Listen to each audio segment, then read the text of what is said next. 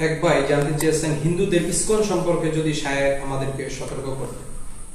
ISKCON সম্পর্কে যতটুকু আমি দেখেছি, এরা হলো উগ্রবাদী গোড়া হিন্দু। ভারতে যে আরএসএস আছে, এই আরএসএসেরই একটি সামাজিক সংগঠন হলো ইসকন, যারা পৃথিবীর বিভিন্ন দেশে তাদের আস্তানা গেড়ে বসে আছে।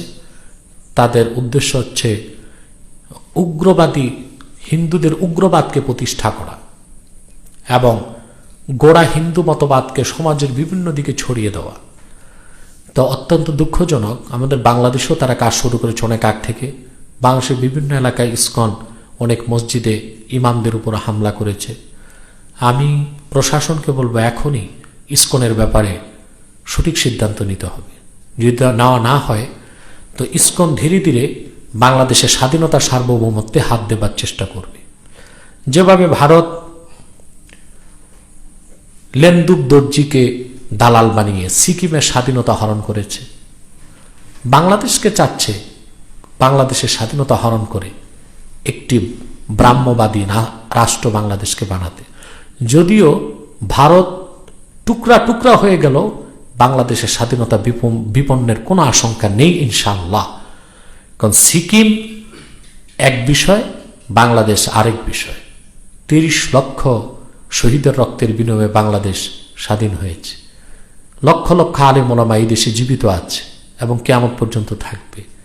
তাদের উপস্থিতিতে তাদের রক্তের সাগরকে পেরিয়ে ভারতের পক্ষে কখনো বাংলাদেশের স্বাধীনতা হরণ করা সম্ভব হবে না। কিন্তু ইসকনের মাধ্যমে সেরকম একটা চেষ্টা তারা চালিয়ে যাচ্ছে। বিভিন্ন সরকারি পদে হিন্দু ক্যাডারদেরকে প্রবেশ করানো, চাকরি বাকরিতে হিন্দুদেরকে প্রতিষ্ঠিত করা, কোথাও কোথাও তারা মুসলমানদের উপর সহিংস হামলাও করেছে।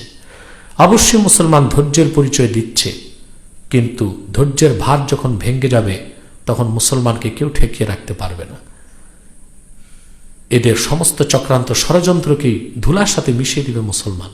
কিন্তু আমি বলবো, বাংলাদেশ সরকারকে, প্রশাসনকে, গোয়েন্দা বিভাগকে অতি শীঘ্রই তারা যেন ইসকনকে ট্রেস করে বাংলাদেশের কোথায় কোথায় ইসকন কাজ করছে, প্রশাসনের কোথায় কোথায় ইসকনের অ্যাপয়েন্টেড দালালরা ঢুকে আছে, এদেরকে ট্রেস করে বের করে দিতে হবে, ডিডাক্ট করতে হবে প্রশাসন থেকে। নতুবা কোনো এক সময় বাংলাদেশ হুমকির মুখে চলে যাবে এবং আলেম ওলামা, পীর মাশায়েখ সকলকে এই ব্যাপারে সোচ্চার হতে হবে।